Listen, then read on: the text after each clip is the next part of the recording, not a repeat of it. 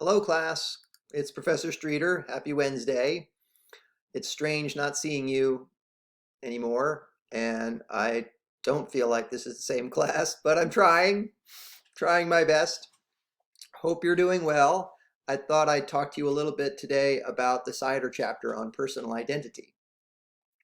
So let's get started here. I've got the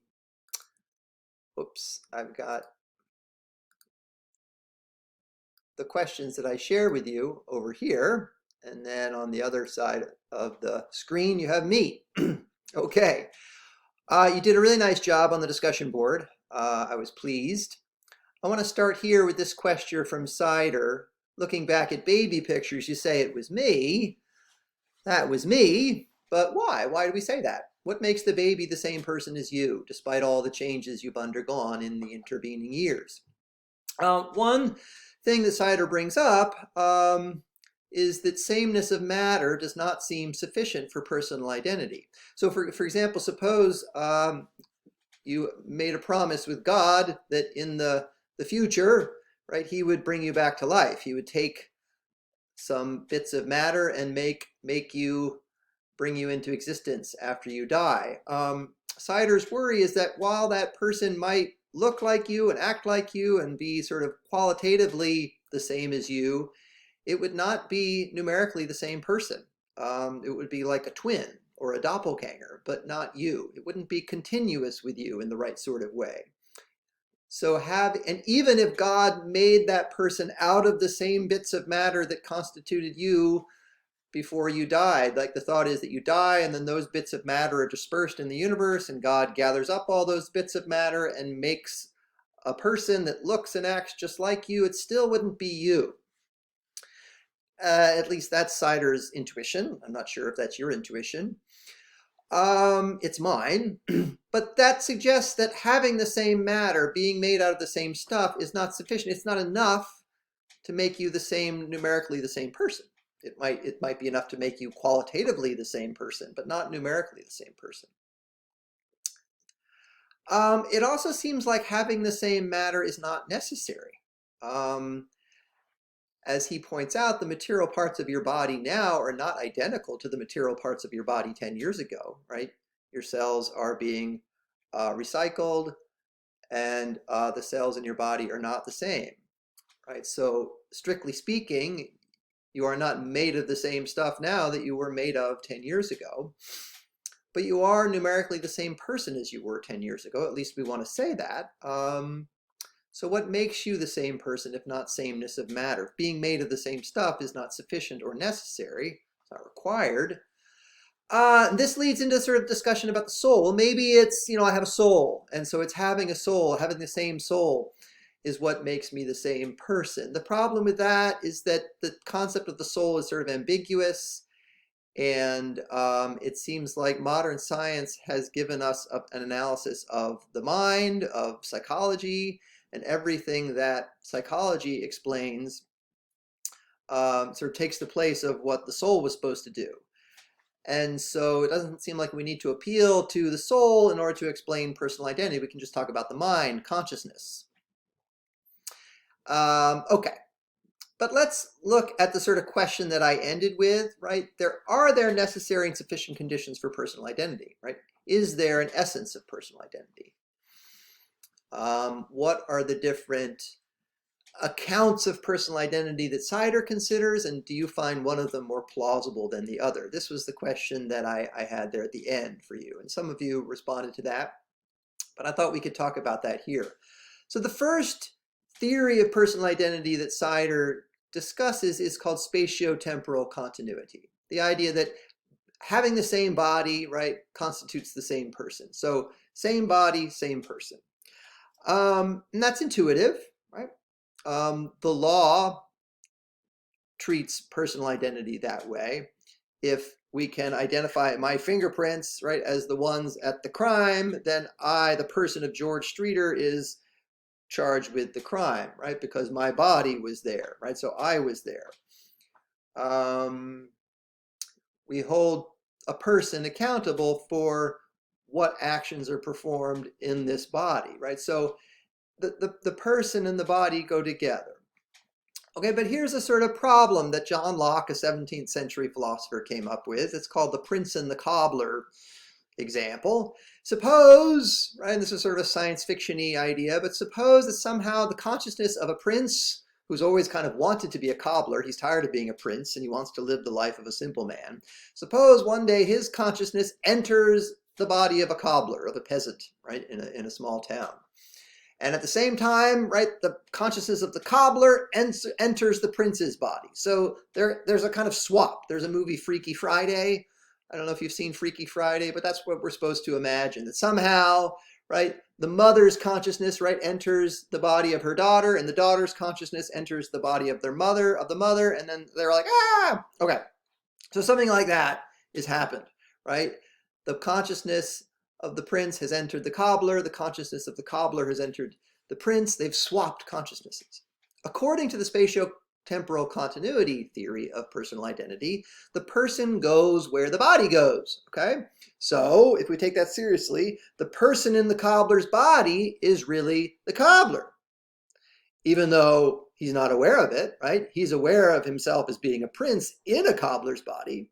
But according to the spatio-temporal continuity theory, the person in the cobbler's body is the cobbler. He's just not aware of who he is. And the person in the prince's body is the prince. He's just not aware of who he is, right? That seems like a strange conclusion.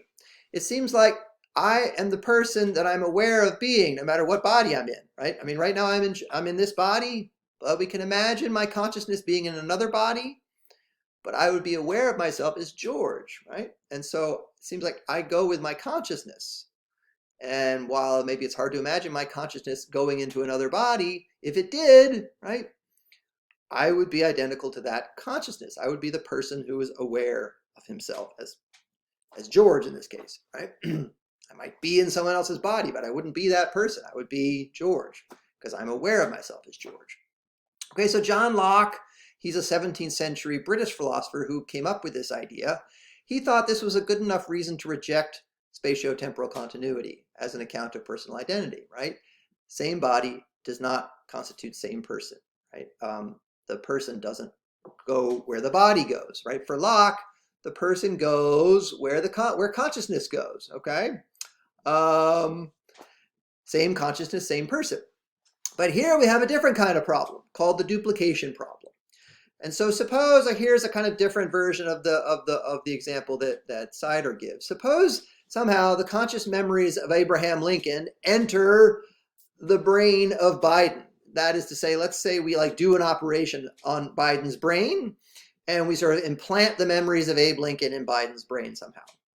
And suppose simultaneously we're doing a surgical alteration of Donald Trump's brain and we implant the memories of Abe Lincoln in Donald Trump's brain.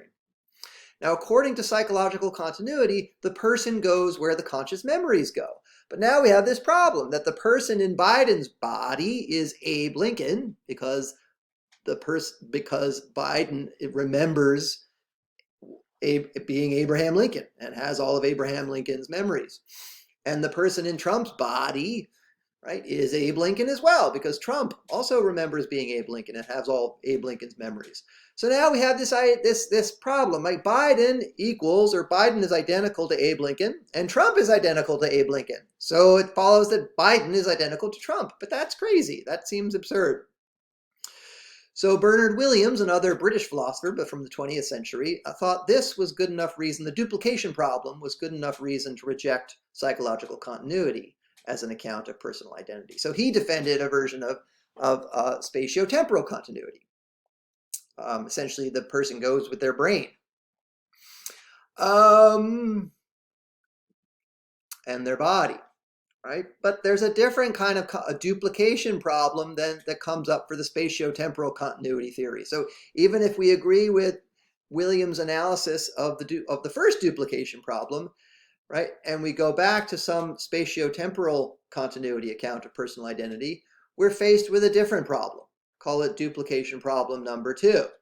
And this is a little more complicated, but to simplify it, let's suppose, for whatever reason, that my brain is split into 2 halves, right? Sider imagines the case where I have cancer, and so there's a 10% chance of curing my cancer through radiation.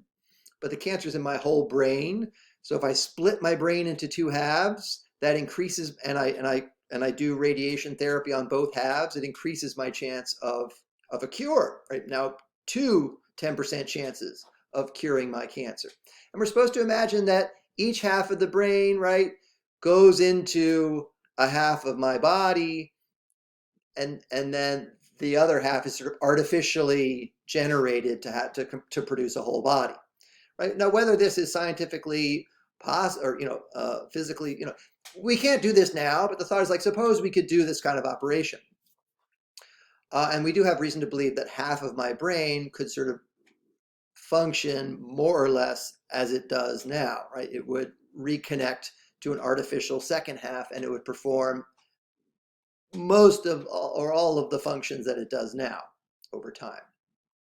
So we're supposed to imagine that half of my brain then goes into an artificial George body, number one, and the other half of my brain goes into artificial George body, number two, and then we do the radiation treatment, and lo and behold, both operations are successful, or both treatments are successful, and so both artificial George bodies survive the operation. The thought was like maybe neither would survive, or at best one would survive, and then we wouldn't have the duplication problem. But two of these artificial George bodies survived the operation. Half of my brain is in one, half of my brain is in the other. According to the spatiotemporal continuity theory that Williams defends, the person goes where the functioning brain goes. But the functioning brain has gone into two bodies, right? So the person in artificial George body number one is me, right? And the person in artificial George body number two is me, right? Because I go where my functioning brain goes. And even though the brain has been split in half, it's still functioning as my brain. And so George now is identical to both artificial George 1 and artificial George 2. But now we have two bodies and one person. So how is that possible? That doesn't seem possible. So now we seem to have a reason to reject the spatio-temporal continuity theory of personal identity, but for a different reason. Okay, so where does that leave us? That's kind of where Sider ends up sort of trying to resolve this radical duplication problem. One direction we could go is to deny that there is any such thing as personal identity, or to deny that personal identity is really that important. So this is something that Derek Parfit defends, this idea that in cases like this, George doesn't survive, right? He doesn't survive as one person or two. He doesn't survive at all. There are these two people that now exist, and they are continuous with the original George, but not identical to the original George. The original George no longer exists. There are just these two persons that are, in many ways, psychologically continuous and physically continuous with the original George, but not identical. Parfit thinks that this is not that unusual in some sense, right? Continuity is all that really matters. When we talk about personal identity, he thinks what we're really talking about is continuity. And we use the word identity, but there is no, strictly speaking, identity, right? Every, few years, right, the person that you are ceases to exist as you are, right? But it kind of gives rise to another person that is psychologically and physically continuous with the original person, but they're not identical. He doesn't think that matters so much. What matters is continuity, not identity. So I'll leave you there, right? Does identity matter, or is continuity enough, right? From a legal perspective, right? Is that all that really matters from a legal perspective, that we're charging someone with a crime who is psychologically continuous with the person who committed the crime, or is identity essential there? Do we really need identity? I'll leave you there. Hope that helps. Okay, and I'll be sending you more videos like this. Bye.